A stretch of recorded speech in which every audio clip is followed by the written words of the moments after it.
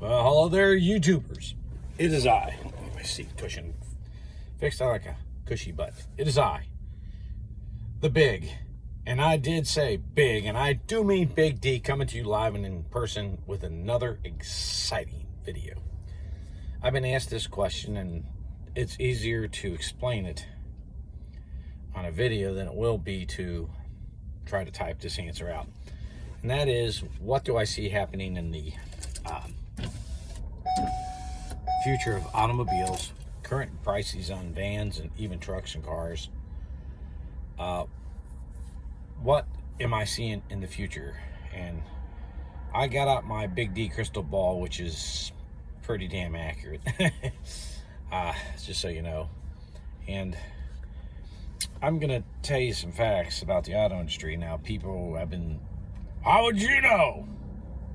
I don't know, I used to be a sales manager and F&I manager at a Ford dealership, so I guess I know more about the insides of a dealership than most people do.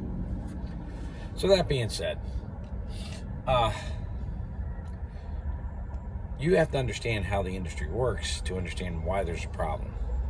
Right now, Ford sent out a memo to its dealerships telling them to stop on the new Lightning, ordering them, marking them up $25,000 over manufacturer's suggested list price, MSRP, or retail price. Now remember, it says manufacturer's suggested. It's a key word here. Well, the dealerships are less like, well, they're going to hold allotment to them. Well, that's not going to happen. This is just a ploy for marketing for them, because in the dealer agreement, they can't do squat about it. When the dealership buys the vehicle from Ford, it's no longer Ford. It's no longer Ford. In fact, Ford is actually on the new Lightning saying that you have to sign a piece of paper saying you won't be able to sell it for a year. Good luck in court with that one. It's no longer their vehicle. It wasn't their vehicle when it was sold to the dealership. Duh. So then the dealership, you bought it from what? The dealer. Not from Ford, you bought it from the dealer. I don't know how Ford, you can sign anything you want. It's called an invalid contract. It has to have mutual consideration. You can't do this. It's just posturing, trying to slow it down. But here's what's coming. You see, with overinflating these vehicles like they have, you can go buy a car now, they want $5,000 over sticker. Dealers love it. And if you think the dealers are Ford and them are out there to protect you, they're telling the area reps for the dealers are being told to do whatever you have to survive. Because, you know, supply chain's broken and all that. Now, we're in the transportation industry. There's no chain broken out here. You can get, plenty of drivers. We're all sitting around doing this. So, there's drivers. Not a trucking shortage of drivers. They want to hold production down, and that's what they're doing. The chip shortage is because, well, their chips are antiquated. But they're supposed to have plants up and running in a few months. So what will be the excuse then? Think about that one. It's geared that you trade that vehicle every 3 years. Every 3 years. Every 3 years you trade that vehicle in. Now, I'm going to get into some technical here to help you out, and then you're going to get the bigger picture. When I say what's coming, you're going to see why.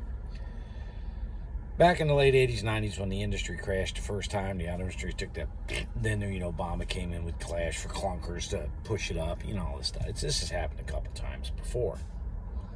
Not like it is now. There's never shortages, driving the rates up to the roof. Well, with inflation going and everything, you're going to see something happen here real quick. It's coming soon, and you'll hear it here first. LTV. LTV means loan to value. It's a banking term, okay? Loan to value. In the late 80s, early 90s, the banks held, I'm just going to use it round, it was in the 80s. So I'm just going to say 80% LTV. So if you had a $10,000 vehicle, it was worth $10,000, the bank had paper on it or financed $8,000. They were $2,000 in equity plus, yes. That's what banks like. So if they had to liquidate it, they could at least get their $8,000 out of it. Today, they're around 125% loan to value. Do you see the problem? 25% more than the vehicle's worth. There is no equity. Now, as you see it in Canada and all that crap with the truckers and all that stuff, this is going to continue, folks. This is not going to get any better. They want to keep production down. I don't care what they say. This is all politics in play. So as you suppress production, prices rise up. Supply and demand. That's what happens. It's why you take cheap freight out of like Florida, because you got more trucks there than freight, and supply and demand, and there you go. Same thing applies in the auto industry. So every 3 years, you're to buy a new vehicle. That's what they want. Here's the problem. You bought that new van that should have listed, and you should have paid $45,000 for, but now you paid $75,000. And in 3 years, it will depreciate, but it's going to depreciate from the $45,000. So 3 years depreciation of $45,000, say $30,000, and at that point you're going to owe roughly, I'll take $5,000 off, make an easy number, 70. You're 40 grand upside down. You're not going to get this thing financed. They're not going to loan to value. Remember that equation? There's no way a bank ever buy this unless you got $30,000 down or 40 and gold. This is what's going to happen. It's happened before. It's going to happen again. It's coming. Chugga. You cannot inflate the used vehicle values. If you're buying these vehicles at these prices, folks, I'm going to tell you in a couple years when this corrects, and it will, you're going to be stuck with a vehicle that isn't worth near what you want, and you're going to be stuck with it.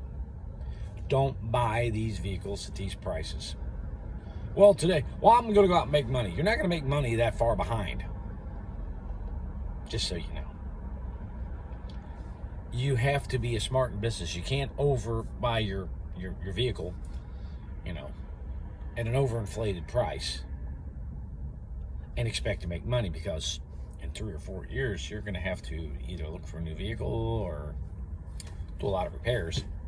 And most people look for a new vehicle and or drop motors and trannies in it and everything else. But the vehicle will have zero value to you. Be smart out here. Banks are going to tighten up its loan requirements. The interest rates are going to go up.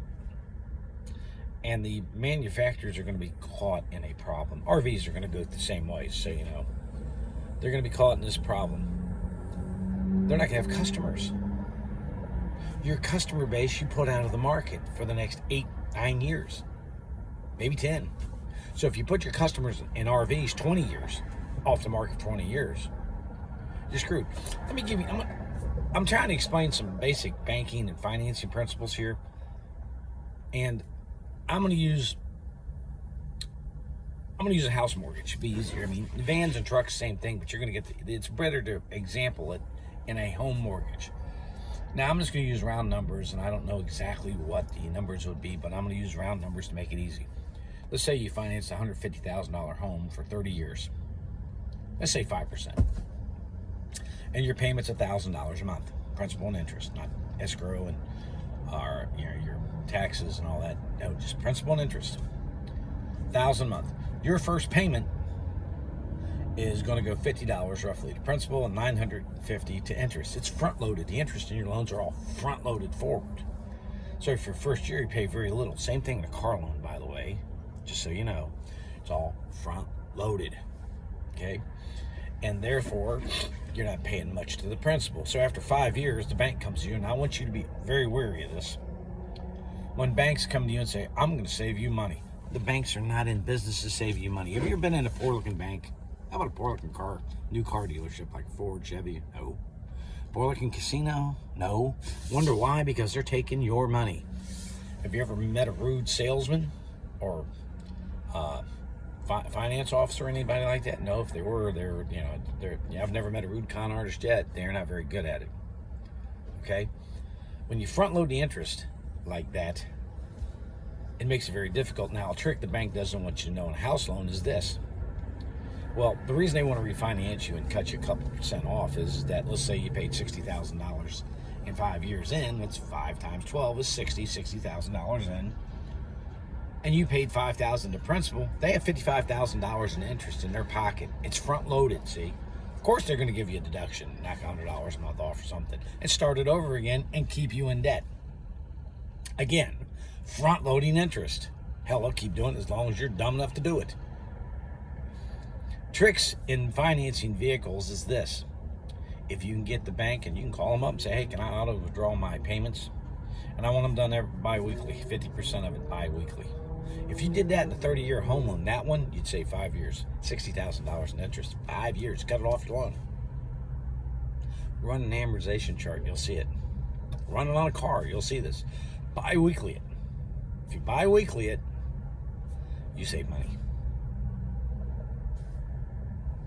Just a simple way to pay interest. If you can pay more, pay more. But when you do, be sure you put on it, send a separate check. Key.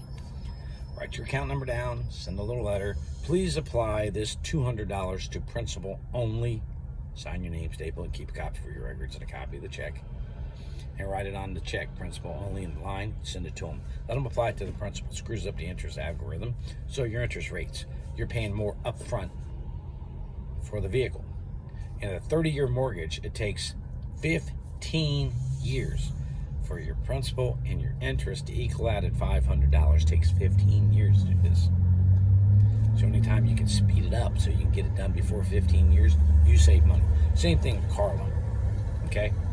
And at 84 months and you're front loading that interest, you're paying up that interest up front. Banks want their money quicker. Your principal stays high, so that's why they call you upside down negative equity, underwater, upside down Charlie, car lot term. And you got to refinance it on top of the loan. Well, that's not going to be possible because the LTV values, loan to value, the banks are going to tighten up because the Fed's not going to release the banks the money to loan out. If they're getting, say, $25 million a quarter, that sounds like a lot of money. But if they cut them down to $10 million, it's not so much. So your credit scores and everything are going to have to be really good. Now, I've talked to you in the past about how to work on your credit, and I may do another video on that. But what's going to happen is the people who should be buying again in 3 years won't be able to. They're going to be dug in. At 5 over sticker, 25,000 over sticker, 5,000, 25,000.